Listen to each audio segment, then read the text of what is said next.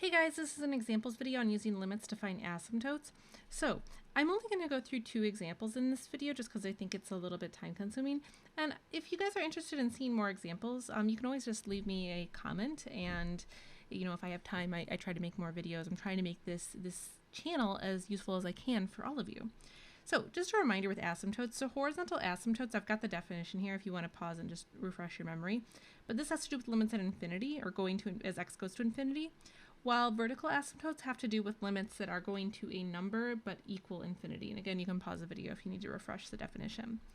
Okay, so for these 2 examples, let's get started. So starting with this first one. So we actually want to notice just a few things about this particular problem. So we could actually technically simplify this. So I could factor out this 25x squared, and that would leave me with x squared plus 4. Let's see, let me give myself a little bit of room so I can simplify this.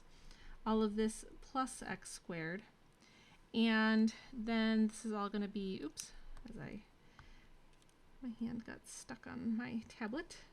And then I can factor out of the bottom here 5, and then this is just x squared minus 5. So this is kind of helpful.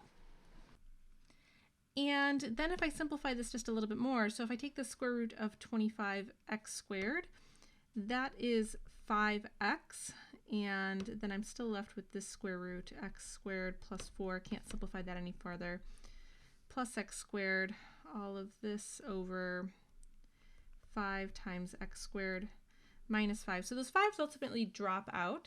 So that may or may not be kind of useful for us to know. So we just kind of want to usually investigate kind of what is up with this problem before we get too far into it, so that we can bust out any algebraic tricks if it's helpful to us later on, which this will be. Okay, so we know 2 forms of this problem, so I'm just going to keep that in mind. So let me get rid of all of this. And now let's go ahead and investigate the limit as x approaches infinity.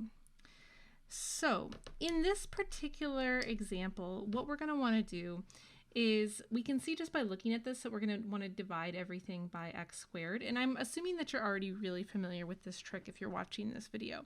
If not, I have other videos where I discuss this at length. So I'm actually just going to go ahead and use the trick and reference you to some of the other videos if you're not sure how to use it. Okay. So I want to divide everything, and I mean everything, by x squared. So when I do that, so let me just set that up.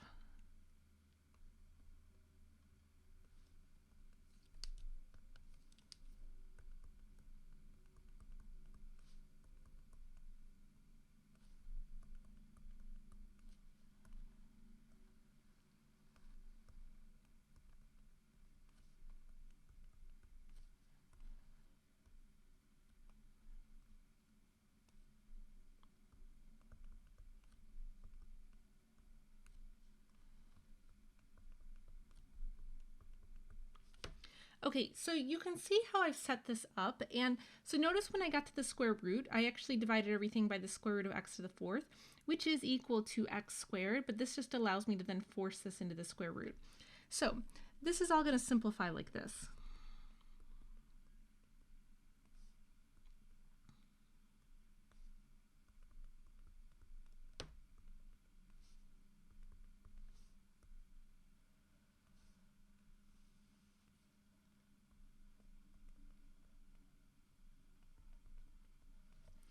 Okay, so now you can kind of see the setup here, and this really allows us to now finish this limit out. So this particular part, 100 over x squared, as x goes to infinity, this is going to go to 0, as is 25 over x squared. So check out what I'm actually left with in this case. I am left with the square root of 25 plus 1 over 5. So this ultimately will equal 6 over 5, right, when I do all the math there. So what this means is then, so I evaluated the limit as x goes to infinity, so therefore I have a horizontal asymptote there, and here's the format, y equals that number. So I'm just going to note I have a horizontal asymptote at y equals 6 over 5. Okay, so let me clear all this off. And by the way, I'm going to omit doing this to as x goes to negative infinity, just because it's going to give me the same thing. So we're good to go here. So let's now work on the vertical asymptote. Okay, so this might be a good time to remember that we have another form of this function. So I'm just going to write that down. So this was x times the square root of x squared plus 4, all of that plus x squared, and then all of that divided by x squared minus 5. Now, in general, you have your vertical asymptote at whatever point will make the denominator equal 0. So there's actually 2 points that will make the denominator equal 0 in this case. So that's plus or minus the square root of 5. Okay, so notice that we cannot actually simplify this much farther in any meaningful way, because I've got this x squared minus 5 that, like, this is not going to cancel with anything else up here. So you might be saying, oh, we can factor out an x. That's true, but it's not actually going to help us because we can see that we're not going to be able to factor any farther. So we can use what we know about vertical asymptotes and say, so what happens then as I approach the square root of 5 on the right? And by the way, this argument is going to be the same on the right, on the left, and for positive and negative square root of 5. So I'm just going to do this for the one function. So I basically want to take this limit. Now, since I know that I can't simplify this any farther, what I can do now is I can use a table to help me with this. And you'll notice, right, so you can definitely tell that you're going to get a 0 in the denominator, so you can't simplify it any farther, so that's usually what leads us to we want to use a table. So the square root of 5, in case you're not familiar, is about 2.236, and it keeps going. So I'm going to choose just a couple of values to plug into this table that are close to this. So I'm going to start with 2.24, and then I'm going to go to 2.239. So I'm going to give myself some more space.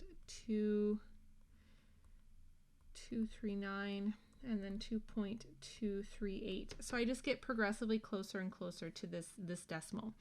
So let me fill this in. So here are the values that I get when I plug these in. So I can see that these are growing. They're growing faster and faster the closer I get to this square root of 5. So that tells me that this value is going to go to infinity, positive infinity, because it just keeps growing the closer I get. So that would mean then that I have a vertical asymptote. So I'll note that up here. Vertical asymptote at x equals the square root of 5. And then you would have to figure out if there's one at the square root of negative 5, although there is. I'll go ahead and tell you that there is, and it would be the same type of argument. So here's kind of everything combined now, so that's the idea. So that one was a bit of a harder one. This one's a little bit of a simpler one, but will let us review one other thing. So notice here that for this particular problem, the degree of the top is more than the bottom. And so generally when that happens, that tells us that we're probably going to have an oblique asymptote, and then we're going to want to find it in this case for this particular video. So that's why I put this example in here. So just notice if I try to take the limit as x approaches infinity of x squared over x minus 1. So let's just pretend for a second that I divide everything by x squared, since that's the highest power. That's going to give me 1 over x minus 1 over x squared, which will ultimately give me 1 over 0. And hopefully you're learning by now when you get 1 over 0, that's not a good answer. So we need to go back to the drawing board. So this is not going to work. So we can feel pretty confident this will probably be equaling either positive or negative infinity. And this is also telling us that we probably have an oblique asymptote. So we need to do some polynomial long division. So if I set that up, so I've got x minus 1, I want to just divide that into x squared, so this won't take too long. So x goes into x squared x times, and then I just multiply x times x is x squared. Negative 1 times x is negative x. So if I subtract that off, I am left with positive x. And then x goes into x 1 time, so I'll add a 1 here. And then I can repeat this process, so I can subtract this off, and I'm left with just positive 1. Okay, so there's actually 2 things that I get out of this. So one, I can see for sure that this limit is going to ultimately equal. So let's see. I'll write all of this out. Let me erase all of that. You can always rewind the video if you need to see that work. So this was x plus 1 over x minus 1. So here's here's what, oops, I forgot my limit notation. Let me write that out one more time. This is the same thing as x plus 1 over x minus 1. So now looking at this, I can see that this is going to infinity. So that doesn't necessarily help me, right? So if this equals infinity, that tells me that I don't have a horizontal asymptote. But knowing what I know about rational expressions, I know that there's going to be a oblique asymptote, and just this part, you don't need the remainder. That is your oblique asymptote. So we have an oblique asymptote at y equals x plus 1. Okay, so now let's do the vertical asymptote. Let me clear this off. So now you just have to investigate, so where will this whole thing equal 1? This is a much simpler vertical asymptote. So where will the denominator equal 0? Sorry, I think I said that wrong a second ago. I'm getting kind of hungry. I've been doing this for a little bit today. Okay, so if I plug in 1, I will get a 0 in the denominator. So basically now what I have to do is I have to evaluate this limit from the left or from the right, doesn't matter which side you decide to go on, of 1. So here's the limit I want to evaluate. Now, in the last limit, this was a bit of a chore, right? We couldn't exactly figure it out. But sometimes when you do these limits, they're much simpler, and you can kind of just figure this out by looking at this. So in this case, so as I plug in a number that is just to the right of 1, the top is going to be positive, right? Because we're squaring it. So this is something positive. And then the bottom, so I'm on the right of 1, right? So I'm something that's slightly bigger than 1. So if I'm just slightly bigger than 1 and then I'm subtracting 1 from it, this is also going to be positive. So while it's true that you could make the table for this, in this particular instance, you don't need to. You can see that you're going to get something positive over something positive. And you know that this is going to have to equal infinity because you can't simplify this problem any farther, so this is just going to equal positive infinity. Now, let me make a better infinity. There we go. Now, if you want to actually prove that with the table, you can do that. That's no problem. But what this is telling us then is that we have a vertical asymptote at x equals 1. And so that'll do it for this particular video. So hopefully that was helpful to you. If you have any other questions, feel free to drop them in the comments, and I'll see you guys next time.